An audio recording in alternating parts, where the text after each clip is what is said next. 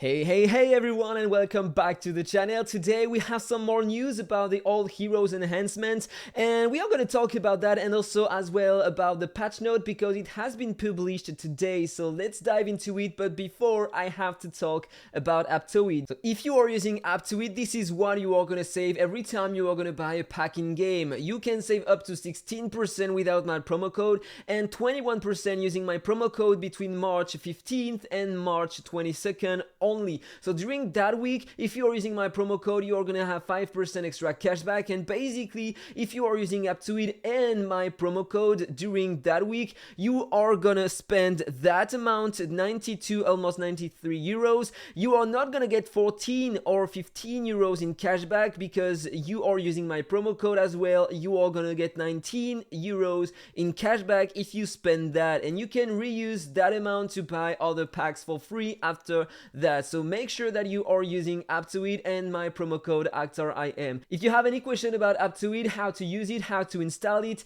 you can contact me directly. My ID Discord is in the description of the video, and as well you have a video guide on how to install and use it, so feel free to do that. Okay, so back to it. Dear adventurers, today we present to you the latest feedback on all heroes adjustments for our developer team. As we mentioned last week, some old heroes will be strengthened and become more popular in the game.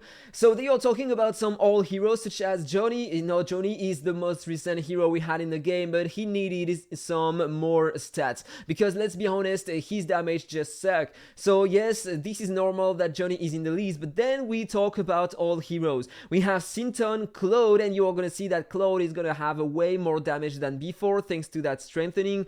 Then you are gonna have Luz and Aisha for now. In the future, they are planning to add some more.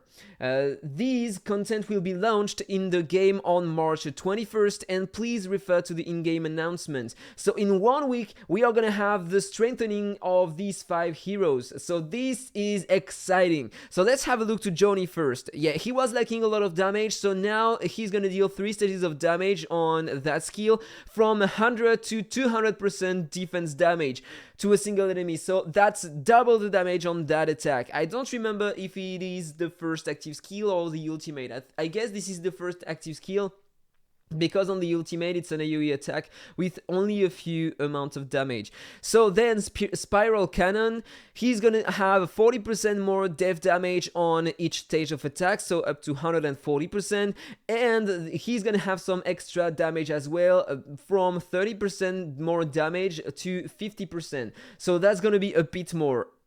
Even a bit more can be a really game changer sometimes for a unit. Everything then is gonna depend on the gear you are gonna put on the hero, I mean. Then Johnny, on the exclusive one, Johnny also gained 1 layer of loaded cannon. Up to 8 layers can be owned. Okay, so that's a tiny buff, but still maybe useful. I don't have him, so I don't know yet. Then the exclusive 2, up to 4 layers can be owned of a heavy encore. Yeah, heavy encore can increase his defense if I remember correctly, and his resistance, and now he can have only up to 4 at once. Okay, oh okay, no, never mind, because it makes sense. He's gonna need less to have the same stats, so that's cool. That's a buff to me. That's a buff. Okay, so he's gonna have his stats way faster than before, so that's cool. And now we talk about Sinton. On Hammer of Storm, he's gonna have 45% more defense damage. I don't know if it's gonna be that great on a Sinton, to be honest, because this is still bad damage in my opinion, because this is only 1 stage of attack, but at least he's gonna have 10% more chance to inflict the provoke for 1 turn. In my opinion, it would be better if it was even higher than that. Tell me what you think about that in the comment below, but even with that buff, I don't think that Sinton is gonna be playable, usable in the future. And Flame War Hammer, he's gonna deal up to 300% death damage to all enemies instead of 225. So that's a bit better, but that's still not a lot. But we have to try him because recently we had so many things to power up our heroes that maybe Sinton can do the job after the buff. Who knows? I have to try that. But I don't remember if I have him on my account. He might be one of the only heroes I am missing at the moment. And yes, this is one of the only hero I am missing on my account. Let's have a look quickly, look at that. I have everyone, I'm missing Yoko as well, so that's not a big miss to my account. I don't have Mev neither, so Yoko, Mev, okay, both funny, but I'm probably gonna get her soon. Narc, yeah, Narc is a good hero, and Sinton. And I think this is the only heroes I'm missing, yeah, with the Joni hero as well, this is a recent, and I'm not having that epic hero as well. Okay, so I'm only missing a few of heroes, and Sinton, I don't have him, so I won't be able to try him after his strengthening. So go back to there. Then the Cloud strengthening. Look at that. From 180% attack damage to 330% on a single target, this is the basic attack. On the first active skill, from 280% to 460% to all enemies. That's way better, right? Then Thunder Blooming, this is the ultimate to a single enemy from 300 to 600, so this is doubled. So maybe after that buff, he might become interesting to play. He might become strong. Then we have Luz. From 280 to 380% to a single enemy, and then he's gonna increase his cap based on his attack from 200 to 300. So it might be cool after that. I want to try that because I have Luz on my account. Then Double Strike from 60% to 160%. So in fact 100% more attack damage on the first stage of attack on that skill. And then from 300 to 400% attack damage on the second stage. So it might be stronger as well on that skill. Then Victorious Pursuit. For every 1% HP the target loses, Luz's current attack is gonna be increased by 1% instead of 0.5%. So it's gonna be double the increase. So it might look strong. It looks strong for now. I want to try that. Because he had some potential, he can scale his damage over the target's max HP, and then he's gonna be capped on his own attack, so maybe it can be great after that. I want to try that. Then deals from 260% to 460% attack damage to all enemies. One more time, 200% more attack damage on an AoE attack, and then the cap is gonna be increased from 300% to 450% of his own attack. So that's cool. And this is not enough. We have an exclusive one increase as well. The extra damage are gonna cap at 300% of his own attack instead of 200%. And deal extra damage by 3, not 3 anymore, but 5% of the target's max HP, so as well the damage are gonna be increased. I want to try that. And let's have a look to Aisha because she has a good potential as well. She can immune to death, and probably it can be a game changer for her, at least for her, for PvP, because the damage immunity can be decisive in a battle if you are fighting against, for example, a speed team. If they can't kill you, you take the advantage and maybe you will kill them if you have enough damage. But before she was lacking damage, and now let's check. From 150% to 360% damage to all enemies on the basic attack. Yes, she has an AoE, a basic attack, and this is gonna be enhanced by a lot. 210% more attack damage on the basic attack. I do freaking love that. She probably is gonna be way better than before, only thanks to that strengthening. And then from 540% 800 to 720 and 900 in maximum to a single target using the first active skill. One more time, it's a bit better than before. And then Beam of Flame 320% to 480, and we are gonna have 630%, so almost doubled on the minimum, to 780% to all enemies. I do love that. So maybe she is gonna start being great. She is a hero from the Brotherhood faction. And if you check the game, heroes from Nameless Brotherhood are gonna have 50% chance to get some extra piercing rate when they are gonna land a crit. If you are using at least 2 heroes from the Nameless Brotherhood, so imagine using her with Popper, for example, she's gonna have a 50% chance to have a 20% piercing rate when she is gonna launch her attack. So with the damage increase, it might be really strong after the strengthening. And then they changed her exclusive 3. Deals extra damage. Before it was capping at 300% of her own attack, now 800% of her own attack. By 10% of the target's max HP to the enemy target whose HP are above 50% now instead of 75%. So that's cool. If the enemy has more than 50% HP, you are gonna deal way more damage with her. With the ultimate, which deals a lot of damage in AoE. That's cool. I love that. It's gonna damage enemies on the first turn because they are gonna have all their HP. I freaking love that. I can't wait. 1 week only and we are going to be able to try them. After all, this is only a tiny change, but it's going to make so many players super happy about that. This is crazy. I love that. Okay, and then we are going to have the patch notes, so let's concentrate on that now.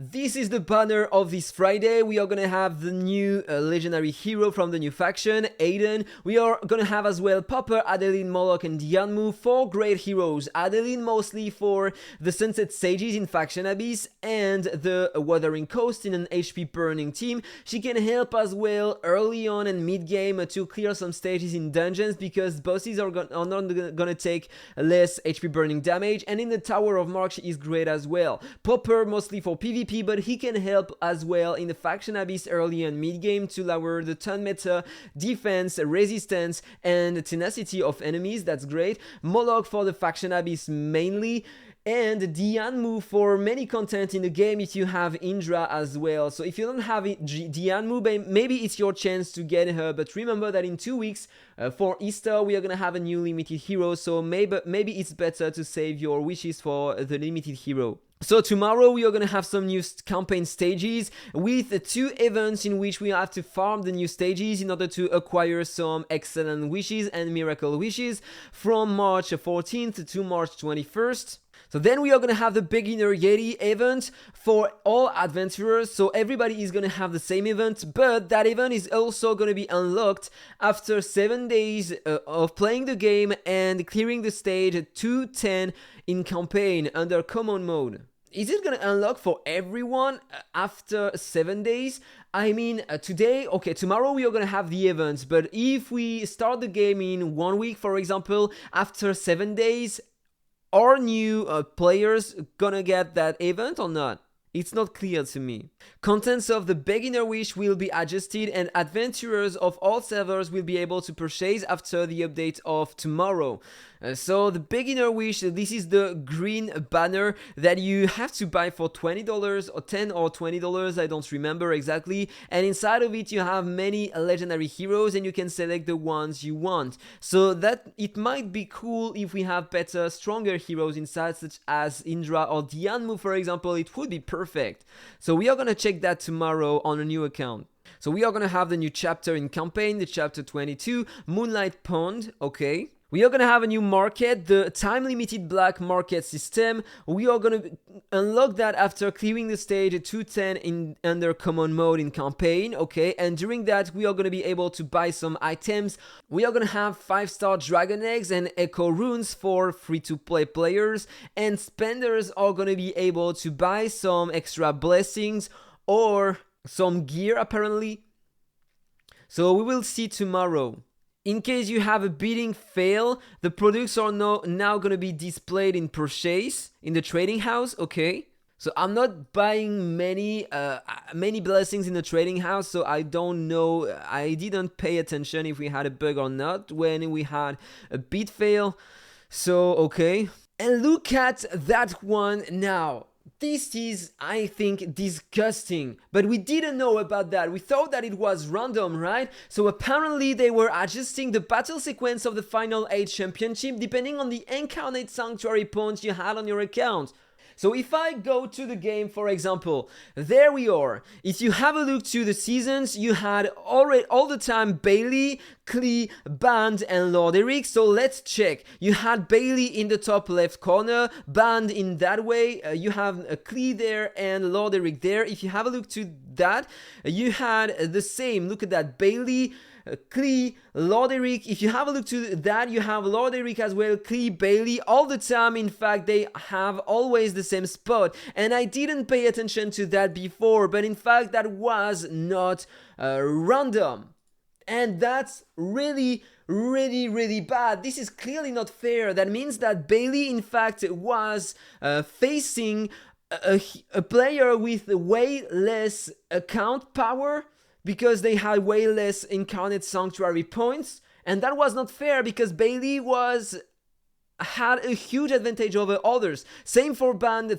same for Klee, and same for Lord Eric. So if you were lucky enough to reach that tier, you were 100% sure to face one of the top players in the game, because it wasn't random. So for example, if there is AhkTaar, if I was here, I would be forced to face one of the top 4 players in the game and lose directly on the first round. And they were probably doing that, so the top players would face each other on the final at the end. I didn't know about that, but this is really bad. So let's have a look to the first seasons. Yeah, look at that. You had Klee. Okay, not everyone was playing that apparently. Yeah, because the first seasons were different in terms of battle. That was really random on the group stages, so that was different. But look, you had Band, you had Bailey, you had Klee, and it has always been the same apparently. I didn't know about that. That's crazy. That is crazy. 19 seasons, and I didn't know about that. Oh man. So hopefully they decided to change that. But I think that it would have been better to change that in Shadow, because nobody would have thought about that before. That was so unfair for all players. Oh, this is disgusting. So, never mind. We are gonna talk about other stuff. Added a skip checkbox to the Tower of Morg, Dragoncliff, Faction Abyss, and Emblem Challenge. So this is finally happening. This is gonna be great for many players. And what the hell is that? They said that they would not rework Jingle Belle, and she has a rework apparently. So now on the basic attack, she is gonna start doing way more damage, in fact, for everyone, and it doesn't matter the exclusives you have on her. So this is the basic attack. Every time she's gonna use the basic attack proactively, so without any counter attack or pursuit, she is gonna use the AoE attack on everyone, the passive in fact, the extra damage that enemies are taking when they are taking their turn. So that's a great buff for her basic attack, for everyone. So that's cool. And in my opinion, yes, the basic attack needed a rework because it was doing absolutely nothing, so that one, at least that one is good for her. And that skill is gonna change many things. She's gonna be usable now with a speed team, because she is also gonna be immune to Imprison when she's gonna have Christmas rock and roll. So if you have the exclusive 3, if I'm not mistaken, she's gonna be immune to Imprison at the beginning of the fight, but probably if she has more speed than Lydia, this is probably the same thing as we have with the Shackle debuff, the Silence of Dawn or Rebellion, I guess. So that's way better.